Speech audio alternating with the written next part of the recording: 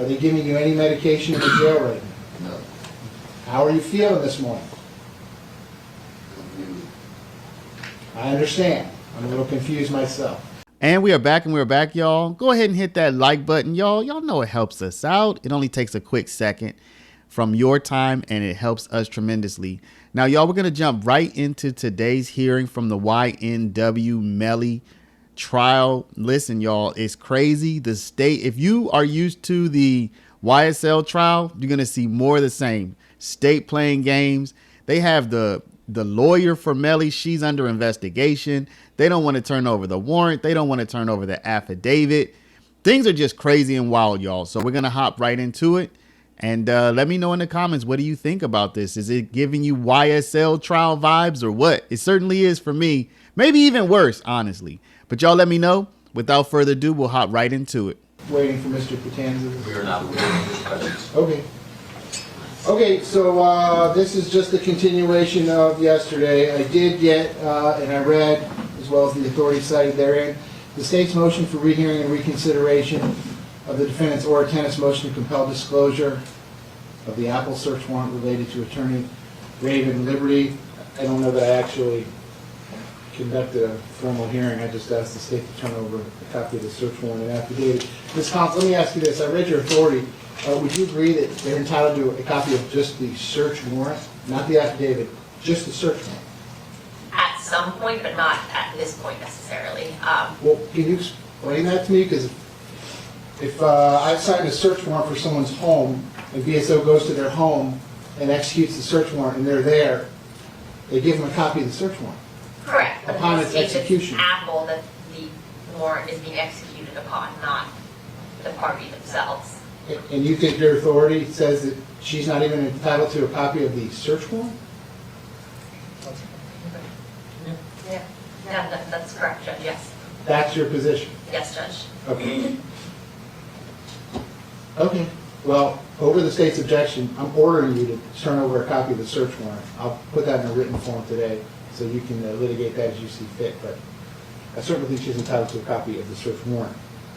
Probably that's it at this point. So, defense, I'm happy to hear anything you want to tell me, but based on our discussion yesterday, I think where we're at is I need to give you a date very soon in the future, a date in February, which is what we're looking at.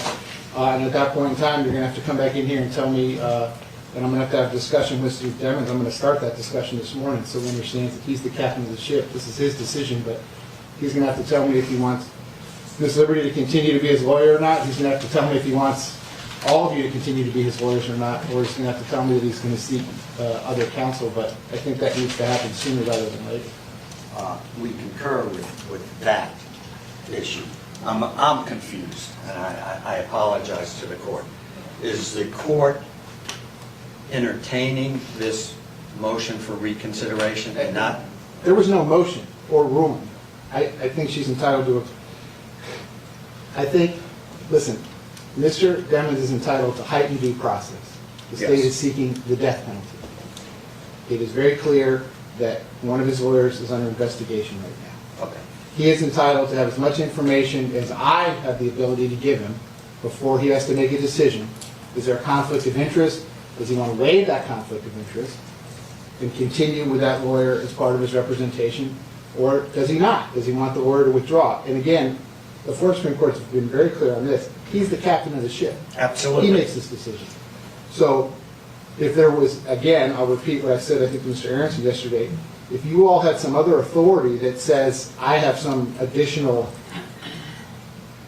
power to assist in the fact-finding here, I would hear what the state has to say about it, but I would probably be inclined to do that. But my inherent authority, or citing the U.S. Constitution, although I very strongly believe in the U.S. Constitution, this is a, I'm not involved in this.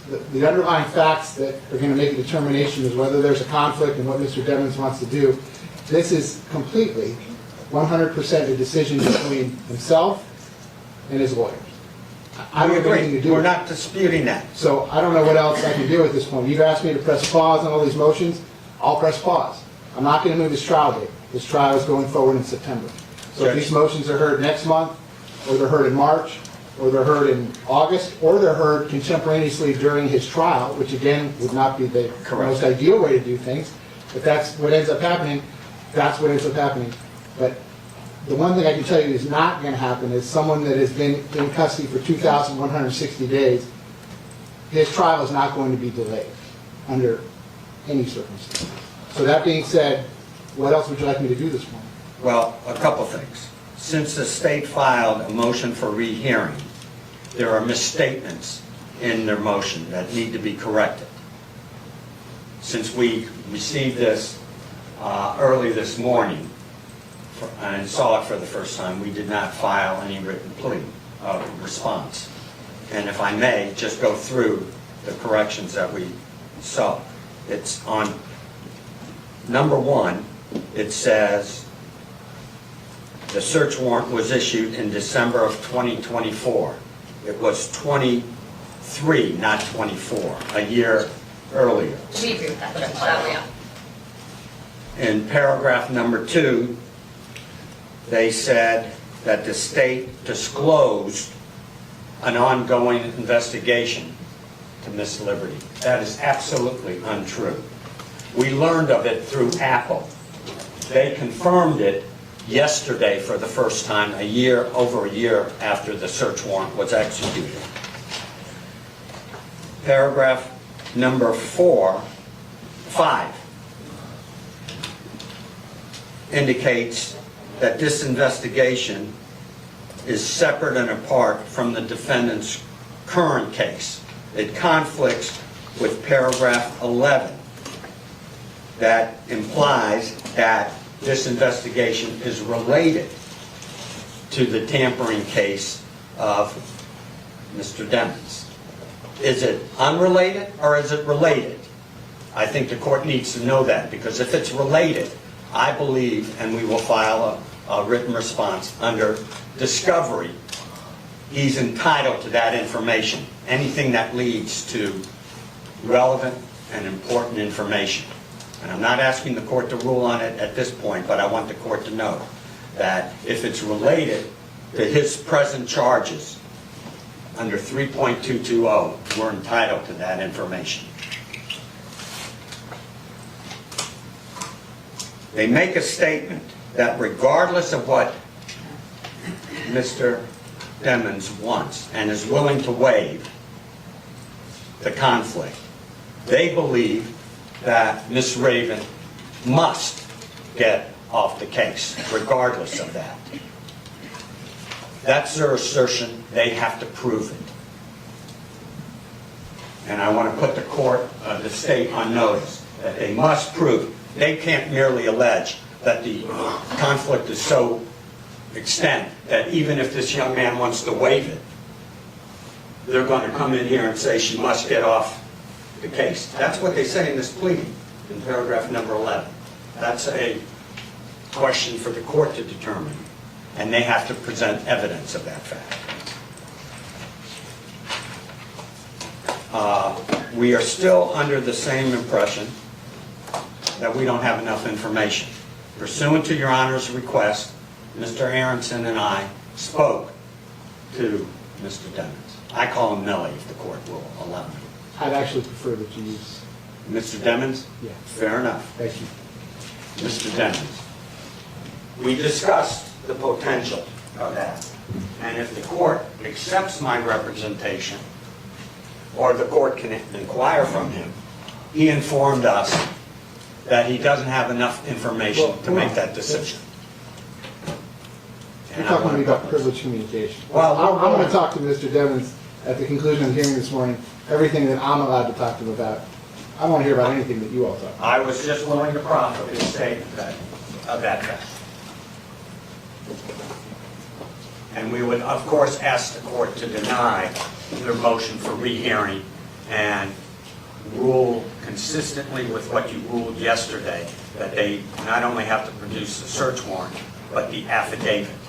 Well, do you want to respond to any of the case law they cited about ongoing investigations? That would relate to the affidavit. Well, it relates, if it's related to his present charges under Rule 3.220, they must turn it over. So let them come in here and make a representation that is either unrelated, totally different, or if it's in fact related, he has a right to see that information. And 3.220 is clear on that. Anything that could lead to relevant information must be disclosed. Judge, there is one other matter that we need to go sidebar on. Okay, well, hold that, pause on that till the end.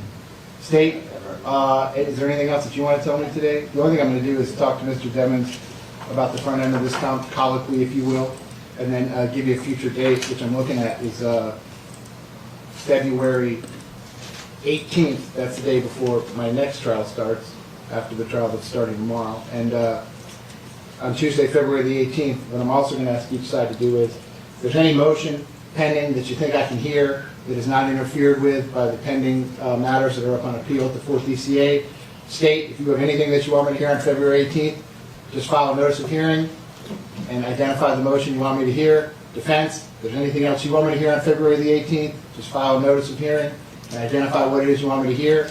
I anticipate the murder trial that I'm commencing tomorrow will be done by then. It may not be, but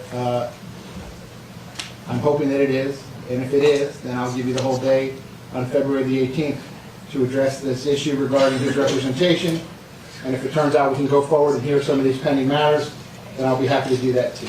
Judge, I can just ask, I know you said file a notice of hearing, if we could have a deadline like by February 1st, so we don't end up in the same position we did this time where it was filed, 3 business days Well, before. let's see, we're talking about February 18th, so how about the end of business on February the 7th? How about that? That's fine, Judge. All right, so that goes for both sides. If there's anything you want me to hear on February the 18th, just file a notice of hearing, identify exactly what it is that you want me to hear. And I'm going to see him February the 18th at 9:30 a.m. Again, we'll call it all pending motions. Maybe we'll be able to work all day, and maybe we'll be able to do nothing. I guess that's really going to be up to you all. State, is there any other requests that you have this morning? Yes, Judge, as to the search warrant itself that Your Honor is going to compel us to provide, I'd ask that we have until February 1st, just so that we have time to pursue the appellate remedies in the meantime, and then I'd also ask that it provided to Your Honor in camera first, because it's the state's position that there are, even in the search warrant itself, certain things that make reference to other targets of the investigation, which are confidential, privilege, and would jeopardize the investigation. So we would ask that Your Honor review that in camera, if any necessary redactions have to be made, and then it can be provided to defense. We would object to that procedure, and they've had over a year to produce these documents, so it's no surprise. We would ask that to be given to us by the end of tomorrow.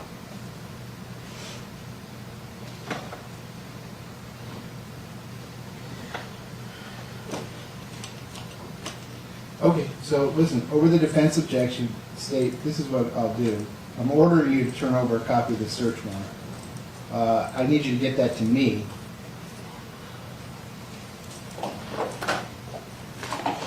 by a week from today. That's January 14th. End of the day, January the 14th. That comes to me, Yes, Judge. and then I'll review it, and then I'll distribute it as I see fit. I can't imagine there's anything in there I'm going to redact. I mean, it doesn't matter. The state's free to investigate whoever they want for anything they want. To do this in the midst of a capital case, state, I realize some things are going to happen that you might not find ideal, but that is of your doing because you've chosen to do this in the middle of a capital case. So Mr. Demons' heightened due process rights will take precedent over every other matter in this case, obviously. So that's just the way it's going to have to be. But I'll grant your request over the defense objection, at least as to that.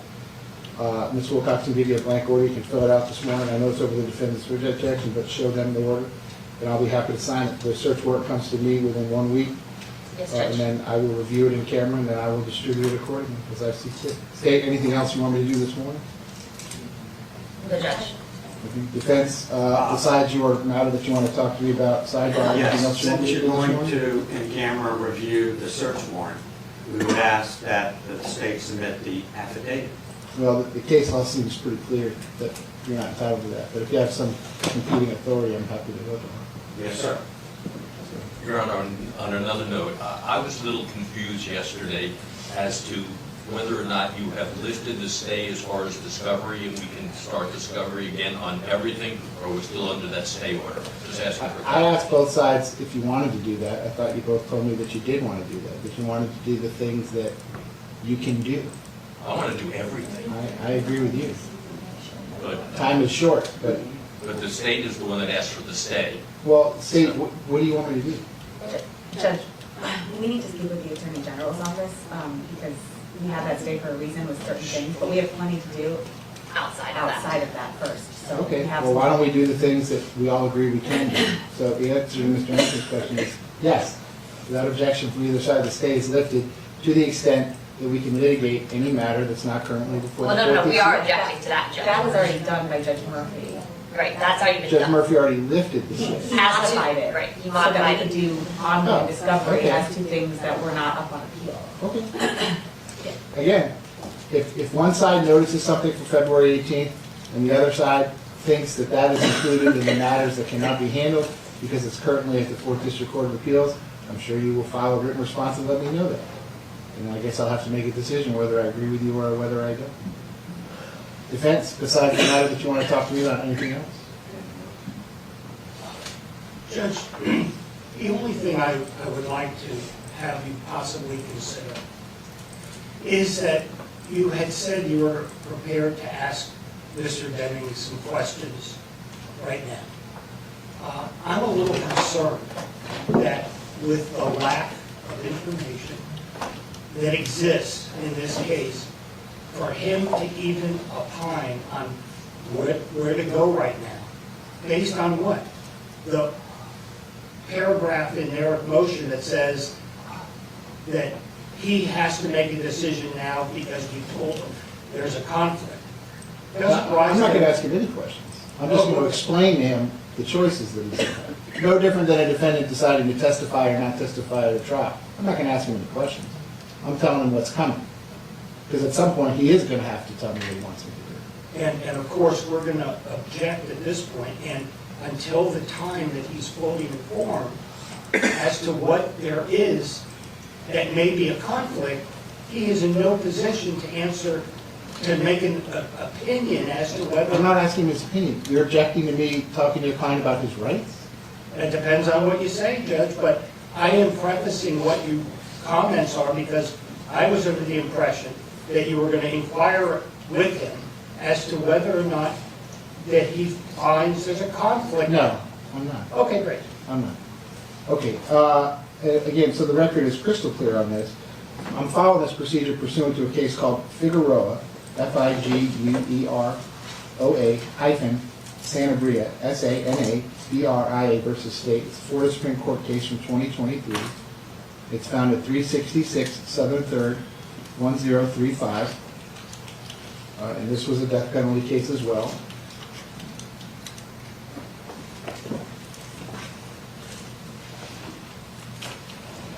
I'll quote what the Florida Supreme Court quotes. In all criminal prosecutions, the accused shall enjoy the right to have the assistance of counsel for his defense. All competent defendants have the right to control their own destinies. He's entitled to his constitutional right of assistance of counsel, and there's nothing that makes him relinquish this right. So all I'm going to do this morning is explain to Mr. Demons that at some point this is going to be his choice. I'm sure his lawyers will give him their best advice, but this is going to be his decision. And he may not agree with your advice at some point, just like a defendant may decide to testify or not testify and not follow a lawyer's advice. But I take this decision to be the same way. It's a fundamental decision. This is a client decision. This isn't a lawyer decision. So, Mr. Demons, raise your right hand for me. You don't have to stand. You're okay. You can sit. You swear to tell the truth, whole truth, nothing but the truth? Yes, sir. Okay, you can put your hand down. Please state your full name. Chanel Maurice Jim How old are you? 25. How far did you go in school? I graduated, well, I got my own GED. Do you read and understand the English language? Yes. Are you presently under the influence of any drugs, medication, or alcohol? No. Have you ever been treated for a mental illness? No. Are they giving you any medication in the jail right now? No.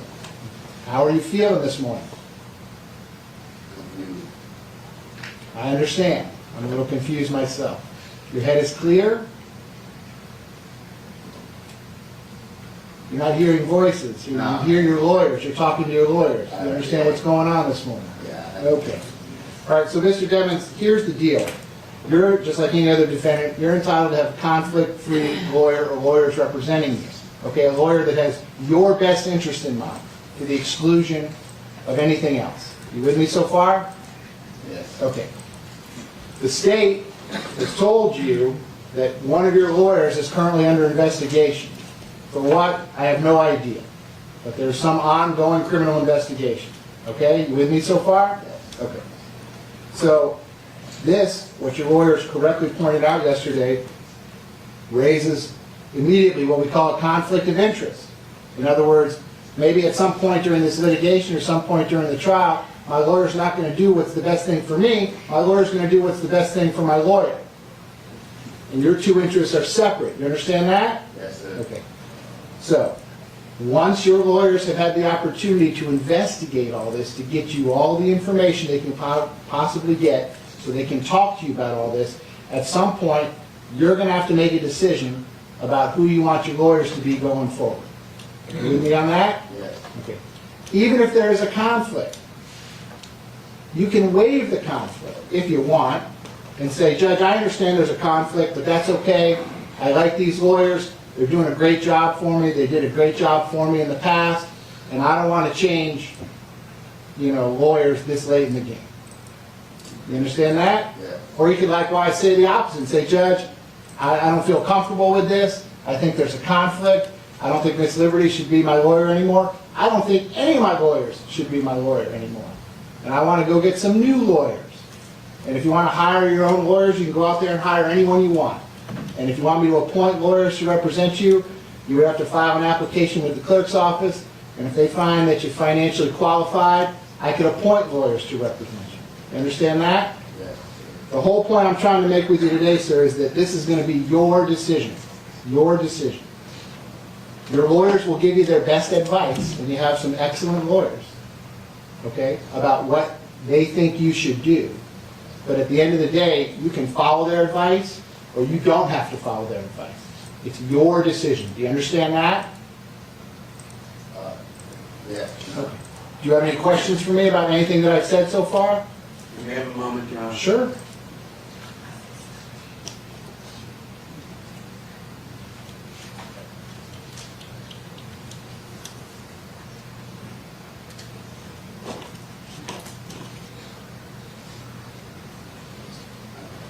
No questions? All right.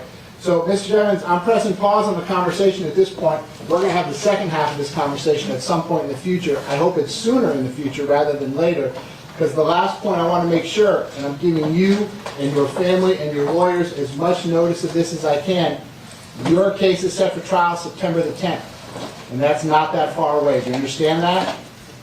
Okay. Your case is going to go to trial on September the 10th. So if you change lawyers, you're going to get a group of lawyers in place that are going to have like 7 months to prepare a capital case, okay? So the longer it takes to make this decision... I'm going to object to what the court has just said. What you're telling him is, right now, that he is basically having to stay with us as his attorney, because if not, then he'll get another set of lawyers that will not be prepared, and they will only have 8 months to do what has taken years to do, and therefore you're pushing him into the corner that he has to stay with us. I don't think that's fair what the court has said. Over your objection, sir. That's not what I'm saying at all. I want to make sure that you understand that time is of the essence. Do you understand that? Yes, sir. Okay. Okay. So I'm going to put him back on the docket February the 18th at 9:30 a.m. This issue with the warrant will be resolved at this point, and whatever's going to be distributed to the parties will have long since been distributed to the parties. You all can file whatever additional motions you think are appropriate. If there's any motion that the state wants me to hear, we're going to do that in a notice of hearing. That's by the close of business on Friday, February the 7th. Defense, if there's any motion that you want me to hear, you're going to do that in a written notice of hearing by Friday, February the 7th. If I don't have something noticed in writing by Friday, February the 7th at the close of business, I will not be hearing it on Tuesday, February the 18th. Mr. Deming's case remains set for trial September the 10th at 9 o'clock. State, anything else that I can do for you this morning? No, Judge. Defense, with the exception of your, Yes. all right, is the state coming up here too? Yes. Okay.